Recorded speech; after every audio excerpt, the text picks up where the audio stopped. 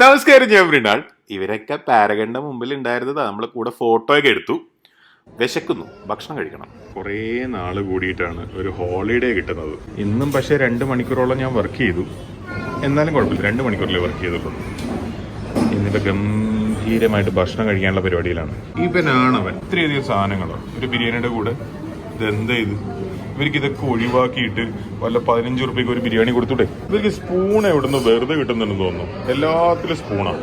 കണ്ടാ, ഇത് ഹാഫ് ബിരിയാണിയാണ് കേട്ടാ, ഇത് ഫുള്ള് ബിരിയാണി അല്ല. ഇവിടെ മുതലാണ് കഥയിലെ ട്വിസ്റ്റ്. എന്റെ ബ്ലോഗ് കാണാറുണ്ട് എന്നൊക്കെ പറഞ്ഞിട്ട് ഒരു സുഹൃത്ത് വന്നു. പിന്നെ അയാളുടെ കൂടെ കഴിക്കാന്ന് വെച്ചു ഭക്ഷണം.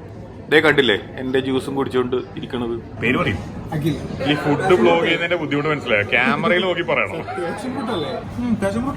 ഒരു കാര്യം ചെയ്യും, എങ്ങനെ അവിടെ എത്തിപ്പെട്ടതെന്ന് ആദ്യം പറ. ഞാൻ എത്തിപ്പെട്ടത് ഞാൻ ശരിക്കും ഒരു നേഴ്സാണ്. ഞാൻ കാലിക്കറ്റ് പ്രൈവറ്റ് വർക്ക് ചെയ്യാം. അപ്പൊ അങ്ങനെ ഒരു കടയിൽ നിന്ന് ഇങ്ങനെ ഇതേപോലെ ജ്യൂസ് അടിക്കുമ്പോഴാണ് ഇത് കണ്ടത്. നമ്മളെ മുൻപരിചയമുണ്ടോ? ഒരു പരിചയമില്ല. കണ്ടിട്ടുണ്ടോ? ഞാൻ നിങ്ങളുടെ ഫസ്റ്റ് വ്ളോഗ് മുതൽ ഇതാ ഇന്ന് രാവിലെ ഇറങ്ങി എല്ലാം കാണുന്ന ആളാണ്. ഇവിടെ ഒരുപാട് പേർക്ക് ഒരു ധാരണയുണ്ട്, ഈ ഭക്ഷണം കഴിച്ചിട്ട് എളുപ്പമാണ് ഈ ഫുഡ് ബ്ലോഗ് ചെയ്യാൻ. ഒരിക്കലും ഇല്ല. നിങ്ങളത് കുടിച്ചിട്ട് അഭിപ്രായം പറ നോക്കട്ടെ. ഇത് അടിപൊളി ടേസ്റ്റ്. ഞാൻ ഇതൊരു കഴിച്ചില്ല സാധനം. Okay, passion fruit, carrot, apple. ഇത് കേൾക്കുമ്പോ എന്താ തോന്നുന്നത്? ഞാൻ പറഞ്ഞു പാഷൻ ഫ്രൂട്ട്, ക്യാരറ്റ്. ഇല്ല, ഞാൻ കേട്ടില്ല, പറഞ്ഞത് കേട്ടില്ല. എനിക്കത് സമ്മതിച്ചു തരാൻ പറ്റില്ല. ഏടോ കൺസൾട്ടന്റ് ഞാനാണോ, ഇയാളല്ലോ ട്രെയിൻ ചെയ്തിട്ടുള്ള വരോ? ഇതെന്താ ഇത്, ബലകോ? മെഡിക്കൽ കോളേജിൽ PGക്ക് പോവേ?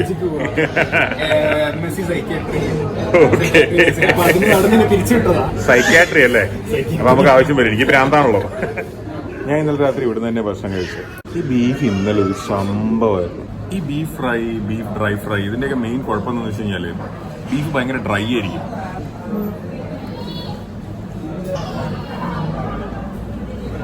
ഇത് ഒടുക്കത്തെ ടെൻഡറാ. നമ്മളിത് കടിക്കുമ്പോഴേ ഇങ്ങനെ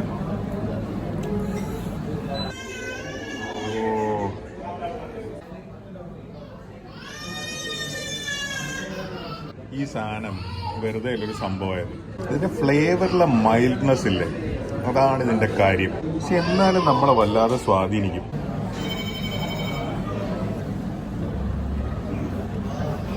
ഈ റൈസ് വിട്ട് നിൽക്കുക അങ്ങനെയുള്ള കാര്യങ്ങളൊക്കെയാണ് ബിരിയാണിയുടെ കാര്യത്തിൽ നമ്മൾ ഒരു അടിസ്ഥാനമായിട്ട് പറയാം. പക്ഷെ അതൊന്നും ഇവിടെ ബാധകേ അല്ല. കാരണം ഇവിടെ അതൊന്നും അങ്ങനത്തെ മെഷർമെന്റ്സ് ഒന്നും ഇവിടെ യൂസ് ചെയ്യാൻ പറ്റൂല. പിന്നെ മസാല, വിളമ്പല്, ചിക്കൻ്റെ വേവ്, അതൊന്നും കൊണ്ട് ഇവിടേക്ക് വരാനേ പറ്റില്ല. ഇതൊരു ഇൻസ്റ്റിറ്റ്യൂഷനാണ്. എന്താ ചെയ്യുക ഇവിടെ? ആകെ ചെയ്യാനുള്ളത് ഒരക്ഷരം മിണ്ടാതെ ഇതങ്ങ് കഴിക്കുക, അത്രേ ഉള്ളൂ. എന്നിട്ട് എൻജോയ് ചെയ്യുക.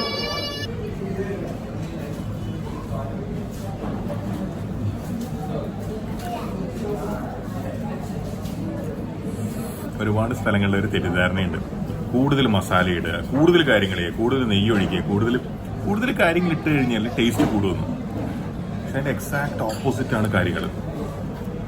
ആവശ്യത്തിന് മതി. ഇവർ കറക്റ്റ് ആവശ്യത്തിനാണ് ചെയ്യുന്നത്. അവിടെ നമുക്ക് ഒരു സന്തോഷം ഫീൽ ചെയ്യും. നിങ്ങളെങ്ങനെ അറിഞ്ഞു ഞാനിവിടെ ഉണ്ടെന്ന്? ഫേസ്ബുക്കിൽ കണ്ടു. ആണോ? അപ്പൊ ആ ബിരിയാണിയുടെ ഞാൻ കഴിക്കുന്ന ഭക്ഷണത്തിനൊക്കെ പൈസ നിങ്ങൾ കൊടുക്കുമല്ലേ? രക്ഷപ്പെട്ട്. ഇവിടുത്തെ മെയിൻ പ്രശ്നം എന്ന് വെച്ച് കഴിഞ്ഞാൽ ഈ സൈഡൊന്നും നമുക്ക് ഓർമ്മയുണ്ടാവില്ല. റൈത്തൊന്നും ഇല്ലാണ്ട് പല സ്ഥലത്തെയും ബിരിയാണി കഴിക്കുന്നതിനെ പറ്റി ആലോചിക്കാൻ പോലും പറ്റൂല. പക്ഷെ ഇവിടെ നമുക്ക് റൈത്ത് ഓർമ്മയുണ്ടാവില്ല. അത്രേ ഉള്ളൂ വ്യത്യാസം. വിനാഗിരി ടെസ്റ്റ്. വിനാഗിരി ഉണ്ട്, പക്ഷെ നമുക്ക് നാരങ്ങ ടേസ്റ്റ് ചെയ്യാൻ പറ്റും. അതിലാണ് കാര്യം. ഈത്തപ്പഴം, ആ ചെറിയ തമ്മിലുള്ള കോൺട്രാസ്റ്റ് ഉണ്ടല്ലോ സംഭവം.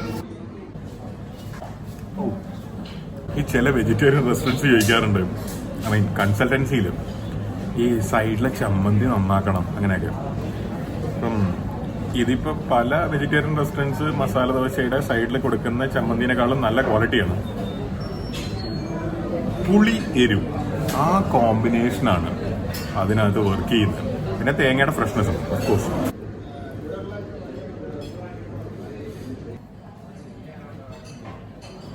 ഇവിടുത്തെ മട്ടൺ സ്റ്റൂ ആണ് എൻ്റെ ഏറ്റവും ഫേവറേറ്റ് ആയിട്ടുള്ള സ്റ്റൂ. പക്ഷേ ഇത് ബീഫ് സ്റ്റൂ ആണ്. അപ്പം, ഈ അപ്പത്തിന്റെ ബാക്ക് കാണണം, അപ്പോഴാണ് ഈ ക്രിസ്പിനെസിന്റെ ഒരു സംഭവം മനസ്സിലാവുക. നെറ്റ് പോലെയാണ് ഇതിന്റെ അറ്റം, ക്രിസ്പി. കണ്ട, തൊട്ട് കഴിഞ്ഞ് സൗണ്ട് വരും. നടുവില് സോഫ്റ്റ് വേണം. അപ്പത്തിന് ഇങ്ങനെ സൈഡ് മുറിച്ചെടുത്തിട്ട് ഞാൻ ഇതിനേക്കാളും നല്ല ബീഫ് സ്റ്റ്യൂ ഒരിക്കലും കണ്ടിട്ടുമില്ല കഴിച്ചിട്ടില്ല.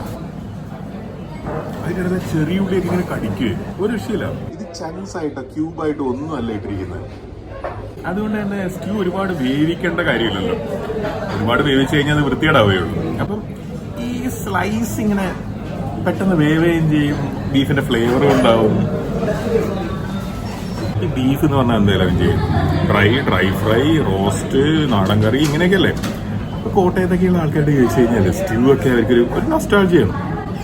ഇന്ന് റെസ്റ്റോറൻറ്റ്സ് ആരും അത് ചെയ്യാൻ മെനക്കെടില്ല, കാരണം അതിന്റെ ആവശ്യമില്ല. ബാക്കിയുള്ളത് വിറ്റ് പോയിക്കോളും.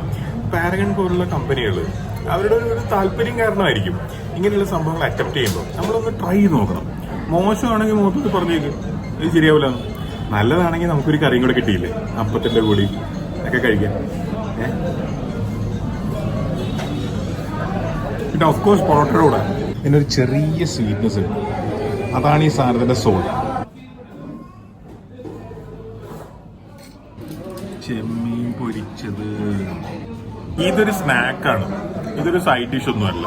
ഇതൊരു സ്നാക്കാണ്. നമുക്ക് വെറുതെ ഇരിക്കുമ്പോൾ ഇങ്ങനെ കഴിക്കാമല്ലോ. ഈ മറ്റേ കപ്പലണ്ടി അല്ലെങ്കിൽ അങ്ങനെയൊക്കെ കഴിക്കൂലേ, അങ്ങനെ കഴിക്കാൻ പറ്റുന്ന ഒരു സാധനമാണ്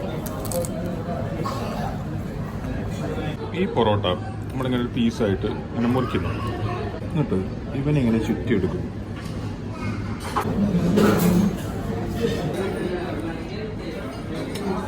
പാടോ ഈ ചെമ്മീന്റെ കൂടെയുള്ള പൊടിയില്ല, ഒടുക്കത്തെ ടേസ്റ്റിയാണ്.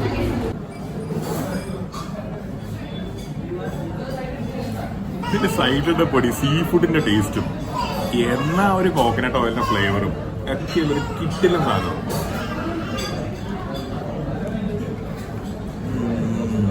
ചോറിന്റെ കൂടെ ആയിരുന്നെങ്കിൽ ഉണ്ടല്ലോ ഈ ചെമ്മീന്റെ തലയുണ്ടാവേ, കണ്ടോ, അതും കറിവേപ്പില മാറിക്ക് സ്പൂണേ. ഈ തല, ഈ കറിവേപ്പില ഒക്കെ എടുക്കുക.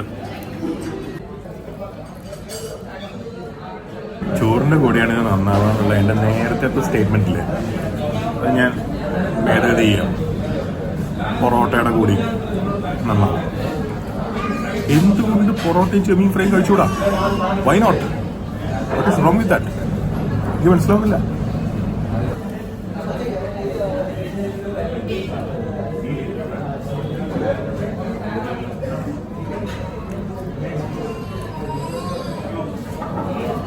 പൊറോട്ടയാണോ നല്ലത്, ചോറാണോ നല്ലതെന്ന് ചോദിക്കുന്നത് രണ്ട് കുട്ടികളുള്ളൊരു ആളോട് നിങ്ങളുടെ ഏത് കുട്ടീനാണ് കൂടുതൽ ഇഷ്ടം എന്ന് ചോദിക്കുന്ന പോലെ.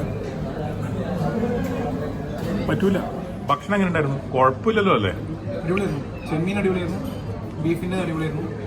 ബിരിയാണി നമ്മൾ എപ്പോഴും കഴിക്കുന്നതുകൊണ്ട് ചെമ്മീനായിരുന്നു അടിപൊളി, ഏറ്റവും ഫേവറേറ്റ്. അപ്പൊ നമ്മൾ തമ്മിൽ ഇനി ഒരു പരിചയം ഉണ്ടാവില്ലല്ലോ അല്ലേ? ഇപ്പൊ എത്ര കൊല്ലത്തെ അല്ല സോറി എത്ര മിനിറ്റ് നേരത്തെ പരിചയം? 25 മിനിറ്റ്. എന്റെ ഗുരുവാണ് എന്നോട് പറഞ്ഞത് ഹോർലിക്സ് കുടിക്കണം എല്ലാ മീലും കഴിഞ്ഞിട്ട്.